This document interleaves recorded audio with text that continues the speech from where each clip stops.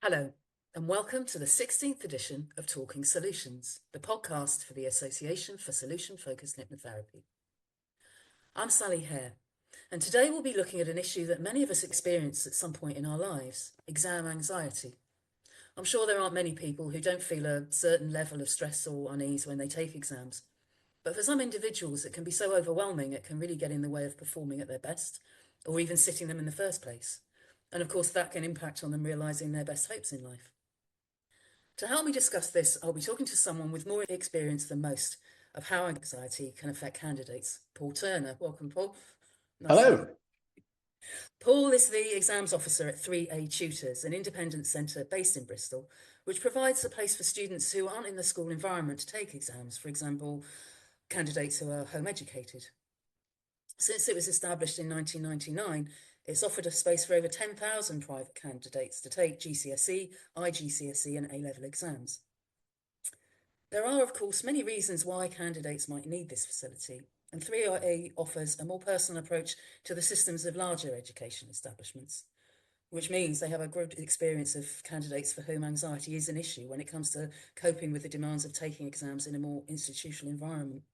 So welcome, Paul. Nice to have you with us. I think you've just come through a really busy time of it, haven't you? Firstly, thank you ever so much for having me on your podcast. Really looking forward to it. And yeah, we've just come through the last week. We have just had the GCSE Maths and GCSE English retakes. So we've had a lot of 16, 17-year-olds and older students, but predominantly 16, 17-year-olds that maybe didn't get that grade they were hoping for in the summer, trying to improve it this time around. Yeah. So tell me about your experience of candidates who experience exam anxiety and how big of an issue is it? Yeah, sure. So, I mean, it's something that myself and my colleagues have thought a lot about recently. And I think the way we've looked at it is you can very much sort of do it in a sort of a pre-pandemic, post-pandemic perspective. And because prior to the pandemic, I would say there was only a small number of students that we ever encountered with anxiety, but they actually probably didn't bring it to our attention before an exam. So we had lots of incidences at exams where maybe students then were experiencing anxiety, but we had no idea that that's what they were going through. So you had cases of students not wanting to come into the exam room. You had even cases, I remember, at least on 3 or 4 occasions where, the parents come in and said they won't get out of the car. So they're in the car park, they won't even come into the building. And then you also had plenty of times where students just had to leave the exam room. And I can think of at least one occasion with one student in particular where I was sat like in a sort of a fire escape stairwell with them, just trying to, reassure them and get them back into that exam room. So I think prior to pandemic, we had these incidents at exams where students were suffering with anxiety, but it wasn't being brought to our attention, or they might not have even known themselves that's what they were struggling with. Whereas post-pandemic, parents, students bringing anxiety to our attention in advance, it's jumped up tenfold. But this also means when students and parents bring it to our attention, it means we can be better prepared and offer solutions to sort of help them, put them more at ease in advance of the day, in advance of the exam and on the day. So I'd say we probably get less instances like those I've previously mentioned happening nowadays. So I would say in terms of in terms of number of students struggling with anxiety, I would say it's probably certainly lots more students now, but I think actually at the exams, it's probably not as big an issue as it maybe was in years gone by. And that's probably due to our experience, in being able to handle these types of situation, but just the key being that we've, managed to put provisions in place to help these students where we can. Yeah, so I suppose you're developing schemes that when you do know in advance, you can prepare. You've got a sort of process now that can help. Exactly that, yeah. Obviously, there's certain things, obviously, we can touch on them shortly that we can do to try and help students that maybe suffer from anxiety just so that they're prepared when it comes to the exams. Yeah, because I mean, how does exam anxiety? How does it affect people in the short and also the longer term? How can it impact their life? Yeah, I guess in the short term, it would be any given exam, particularly if I just touched on, if a student literally becomes distressed and has to leave the room and then can't return and just cannot complete that examination, or even if they're just suffering from anxiety, maybe without even realizing it too much, and obviously they're getting brain fog, and obviously this is going to impact on their ability to answer any given question in that exam paper. I mean, in the short term, that's obviously going to have a massive impact on them and their performance of that exam. One thing that I'd like to point out, that if that happened with our students, or if it happened to any student in an exam, if they were unable to complete it for this reason, or if they felt their performance has been adversely affected because of struggling with anxiety, or if they have a panic attack, there is a process that the exam boards offer. It's called special consideration. And this is whereby the exam board will sort of take into account where, like, a situation that's adversely affected a student. So if a student hasn't been able to demonstrate their normal level in an exam, the exam board will apply an allowance, and it's usually just a few additional marks, and they work it out based on the number of raw marks that are available. No, it's only a small amount, and it can only go some way to trying to help that student that's affected. But the way I look at it is saying, if a student has struggled with certain questions because maybe they were struggling with brain fog, if they can get those few extra marks from the exam board, it could be the difference between a grade boundary. So, in the short term, that's something if a student can't do an exam, special consideration is there to help them. From our experience in terms of in the long term of anxiety, I mean, we probably don't see that as much at our centre, because, I mean, what we tend to find is maybe those students that struggle with anxiety at the beginning of their exams. So in any given exam series, we may first 1 or 2 exams, they'll really struggle, maybe coming into the exam room. Just maybe you'll see them in the exam room, they're maybe just head down, not speaking to us. But by the end of an exam series, you can just see they're far more relaxed. They are, usually a lot more smiley, happy. So from our point of view, I would say we probably don't see the effects long term as much as we see the short term. Right, right. And it's interesting, it's reassuring to know that, if anxiety is, then there are sort of like official routes they can go down to get that special consideration. Exactly that. And that's why it's important that special consideration isn't something that everyone knows about. And just, obviously this is slightly off topic, but it's like just yesterday I had a student phone me who was at a different exam center, saying, oh, I've missed my GCSE English paper 2 because I was ill. And they're saying, oh, I'd have to wait to the summer to resit. And it's like, well, they're correct in one sense, but if they haven't offered you special consideration, they're not doing their job correctly, because that special consideration is vitally important, and it's there to help students that miss exams or are adversely affected for any given reason.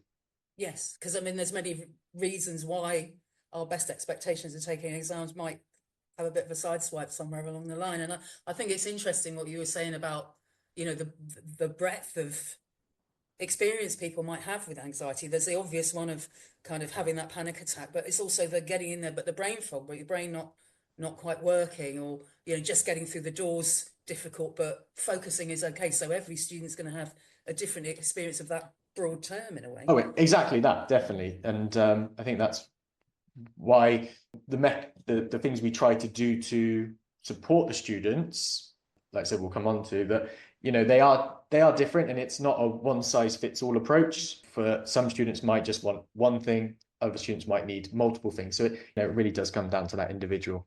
Yeah, I mean that's sort of the approach that Solution Focused Hypnotherapy took, so people can come in with a similar kind of broad term, but for what one person might be a very specific anxiety around exams because of something that's happened in the past, someone else might have a general anxiety condition. So we'd kind of look at it in a very different way, sort of like empowering them to feel more confident generally, rather than a very specific exam, which would be a different approach. So in your experience, what helps? What sort of approaches do you use?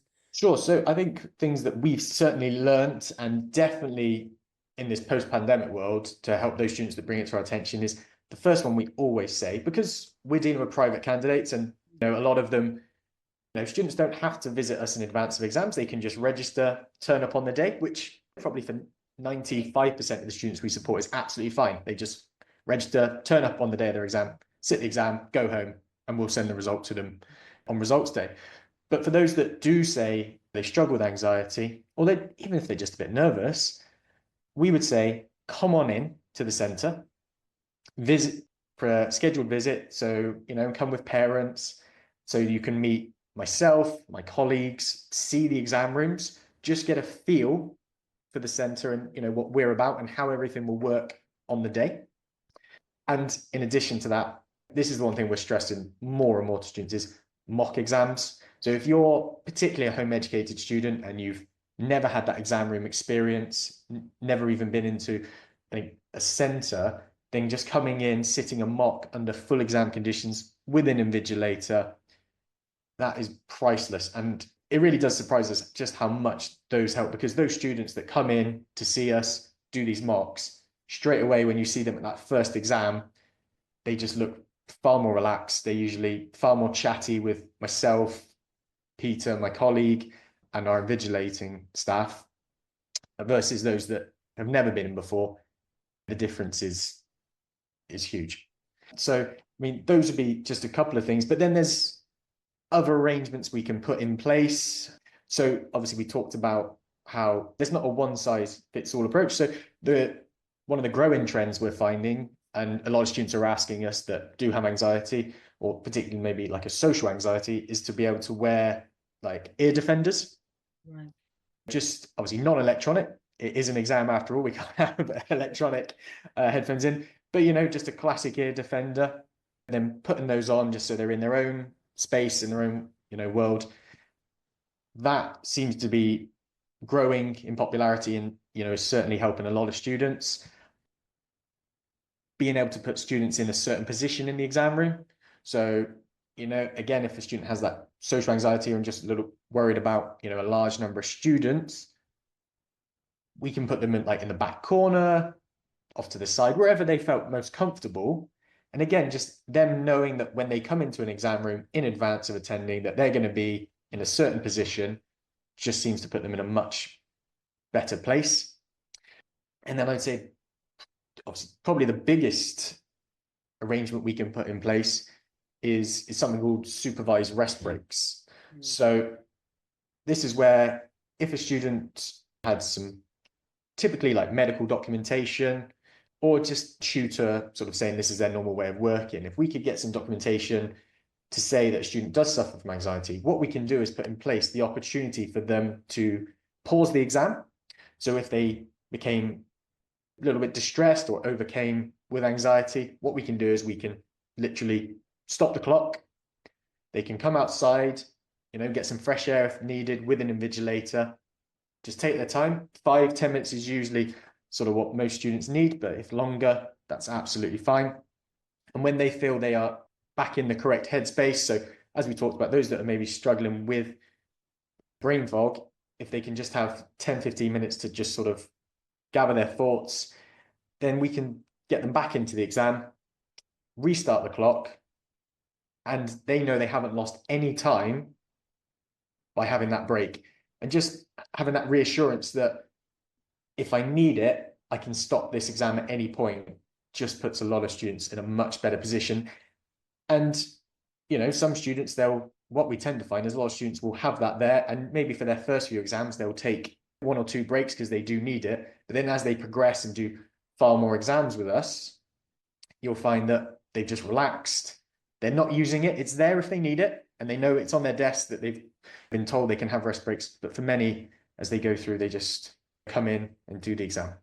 Yeah, and it's reassuring to know that you've got that facility if you need it. Exactly. And if you don't, and it's good to know that there is this amount of flexibility, because I guess for a lot of people faced with exams, the idea is that enormous impersonal room, sink or swim kind of thing. But these facilities this flexibility is available, and sort of like start building your case up, I suppose, to get that.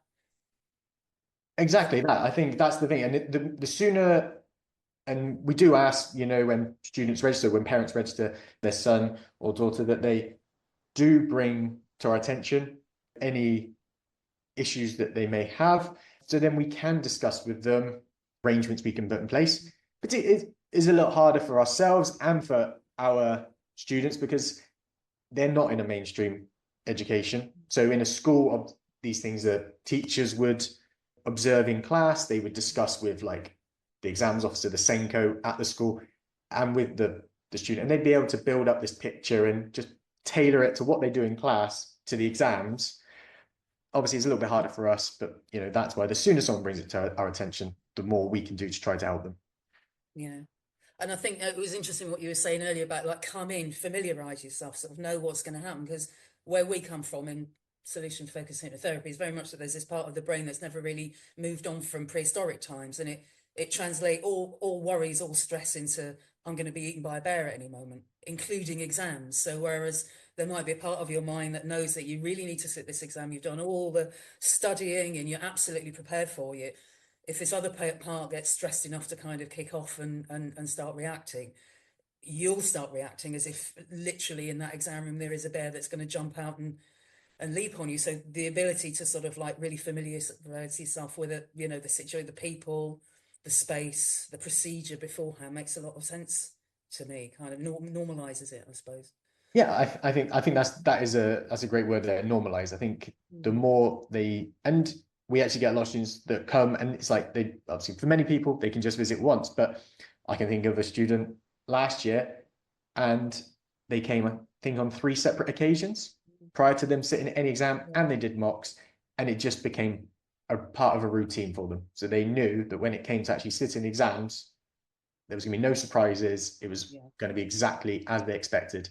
Yes. Yeah. It's sort of a monster in the cupboard thing, isn't it? If you actually look at what's frightening you, you realise it's a room and a desk and a Yes, pen exactly and a that. lot of study involved. Yeah, I mean I think that's from my point. I would think that's the hard bit is the getting to grips with the material and learning it. The Yeah. the actual getting doing that exam sometimes at the end is actually the easy bit. Yes, absolutely. So, I mean, we're very much into sort of self-empowerment at the association. So, if someone's listening and they recognise themselves in some of this, or perhaps they've just taken some mocks and realise that anxiety is getting in the way for them more than they'd anticipated, what self-care tips would you suggest? That's a good question. I think anyone's listening to this now and they are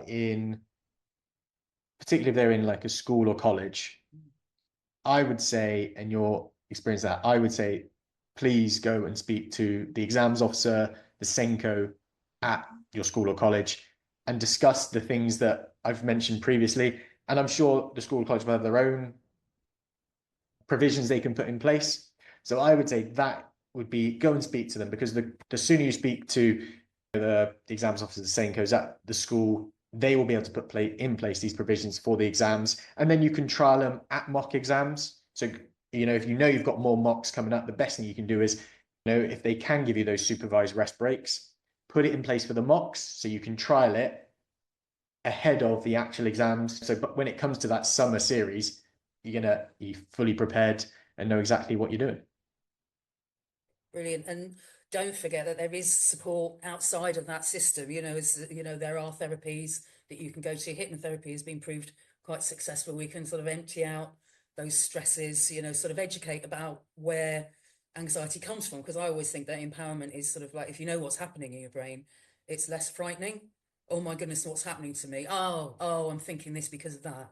So we can go down that kind of therapy route as well, sort of getting that talking through why you might be feeling that way as well, which can be helpful. Yeah, definitely. I think I think the more things you can do to try and help you, and I think the key to all of this is trying to do it as soon as possible. Like once you're into that sort of, I mean, if you're at school, like when you're into 15, 16 or college 17, 18, as soon as you're into taking exams, the sooner you can, if you feel like you're struggling with anxiety, the sooner you can speak to someone to try to address it, the sooner, measures can be put in place to combat it. The worst thing you can do is come to the end of year 11, go into that first GCSE exam and think, oh, I can't do this. Yes. And for, Yeah, so kind of engage with the issues so that you exactly that. I'm right use a now. mixture. So the things we've Yeah. talked about, like you said, the hypnotherapy, there are multiple things out there that you can do to try and just help you overcome that exam anxiety. Yeah. And whatever works for you is going to Ex- help you in the long run. exactly that. Mm. Yeah. So 3A, obviously, it's a pretty unique facility. You have students from all over the country coming. I mean, what's next for you? Have you got any projects or developments coming up?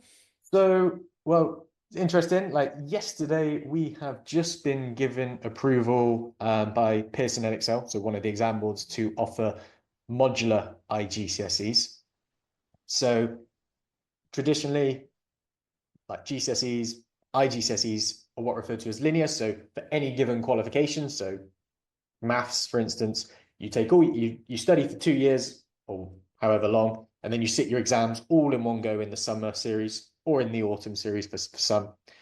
But with modular IGCSEs, they're giving students the opportunity to sort of break it up, maybe a throwback to how GCSEs and IGCSEs used to be, so that students can maybe study a bit, sit an exam, study a bit, sit the remaining exam. So they're not doing it all in Yeah, one go. So this is great for students that do have access arrangements and maybe struggle with studying an entire course all in one go if they find it challenging. So again, this would be great for students with maybe anxiety if they knew they just had to study for a little bit, sit one exam, yeah, go away, study the rest, sit another exam. This can be perfect for them. So yeah, yeah, we just got approval yesterday to offer the modular IGCSE. So we'll be making a big announcement about that on our website very shortly.